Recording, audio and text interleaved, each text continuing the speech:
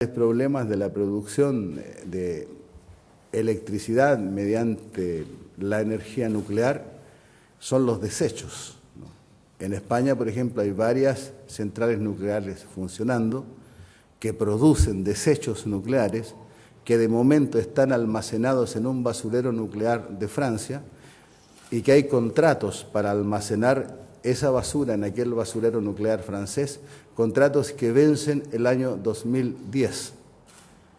Y el año 2010 España se va a ver con un problema atroz porque para continuar manteniendo la basura en aquel basurero nuclear francés va a tener que pagar una suma que rondan ya los cálculos en los 600 millones de euros anuales, solo para conservar aquella basura nuclear en ese basurero, siempre y cuando los franceses quieran mantener aquel basurero en funciones.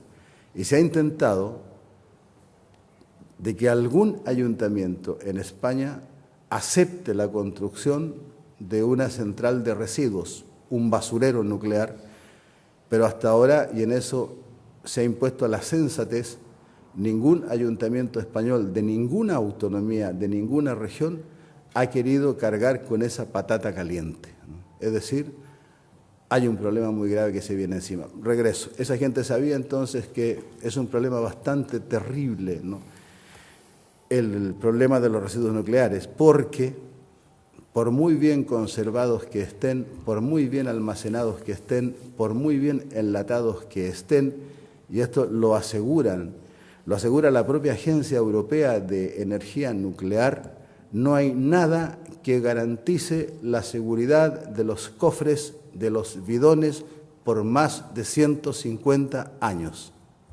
Nada garantiza que no va a haber escapes radioactivos en 150 años. Es decir, hay una herencia terrible que le espera a las futuras generaciones.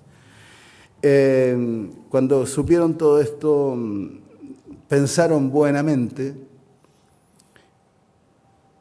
si los gobiernos sirven para algo, tenemos que ir al gobierno a plantearles nuestras inquietudes. Y fueron, ¿no? Pero se encontraron con que la respuesta del gobierno, en este caso del gobierno de Chile, un país que venía de una dictadura, que había recuperado una cierta normalidad democrática y que se suponía que escucharía las inquietudes de sus ciudadanos. Bueno, se escucharon con la siguiente respuesta, dicha por un ministro de Economía, ¿no? Un ministro de Economía, un personaje muy curioso y muy capaz, por algo llegó a ser ministro de Economía, ¿no? Extrañamente fue compañero mío de liceo, ¿no? Y siempre lo recuerdo como un sujeto muy inquieto, siempre andaba vendiendo algo, no era el típico chico que vendía bolígrafos, vendía gomas de borrar, vendía gominolas, vendía los apuntes de las materias antes de la época de exámenes, qué sé yo. Se llama Sergio Rodríguez Grossi y llegó a ser ministro de Economía del gobierno del presidente Ricardo Lagos, ¿no? Algo tiene que ver, que vendía todo. Y Rodríguez Grossi recibió a los emisarios de aquel grupo de 42.000 personas y les dijo textualmente: en términos macroeconómicos, 42.000 personas no existen, son nada, son nadie, ¿no? Ellos insistieron en decir: tememos que haya una equivocación, somos 42.000 personas, o sea, no aceptamos ese terrible anonimato. Él insistió: en términos de macroeconomía, sois nada, nadie, ¿no? Y en eso, bueno, intervenimos algunas personas con alguna capacidad para hacer oír la voz de aquellas otras personas, porque si de algo sirve ser escritor, es para poner la voz al servicio de aquellas personas que no la tienen, ¿no? Y yo participé, dirigí, escribí el guión de un documental que se hizo denunciando aquella situación, y fue un documental de factura muy simple, ¿no? Consistió simplemente en pedirle al ministro que repitiera la misma respuesta a la misma pregunta, ¿no? ¿Sabe usted que en aquella región es muy particular por esto y por esto, y que es muy peligroso lo que piensan hacer ahí? Y él repitió la respuesta en términos macroeconómicos 42.000 personas son nada, son nadie, y frente a una cámara y con un casete y un pequeño televisor portátil y un reproductor, un grupo de amigos nos fuimos a aquella región, puerta a puerta, a decirle, oiga, ¿sabe usted lo que dice el ministro de usted? Y la gente escuchaba al ministro decir, usted no existe, usted no es nada, no es nadie. Bueno, en muy poco tiempo la madre del ministro adquirió una popularidad feroz, ¿no? Y se generó un gran movimiento solidario a nivel internacional. El documental tuvo la fortuna de obtener un premio, fue el mejor documental del Festival de Venecia del año 2004.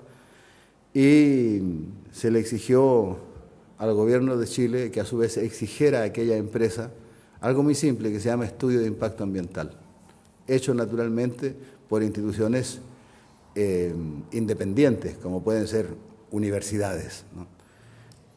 Hasta ahora no lo han presentado, ¿no?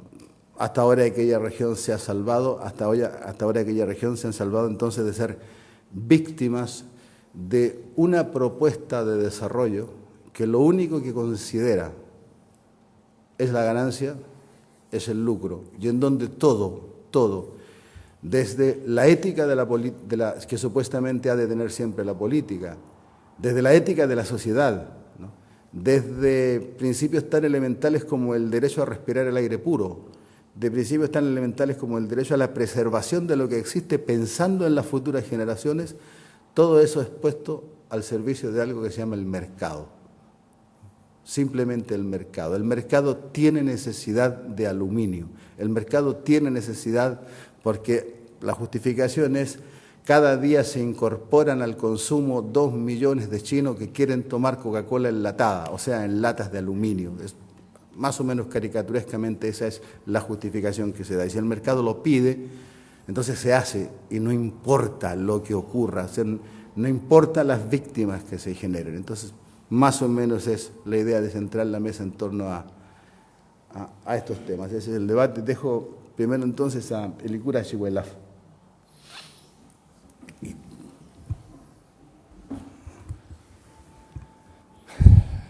Buenas tardes. Difícil tarea la que me pone Luis, porque en esto siento que solo puedo ser muy breve, porque es un asunto conceptual, pero comienzo refiriendo una declaración que el Estado chileno hizo en el centenario.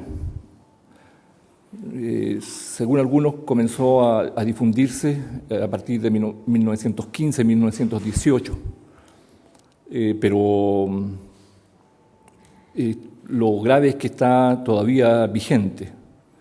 Y esta declaración, muy sucintamente, dice que Chile es un país de blancos, donde gracias a lo benigno del clima no fue necesaria la importación de negros y donde la presencia de lo indígena en el sur de Chile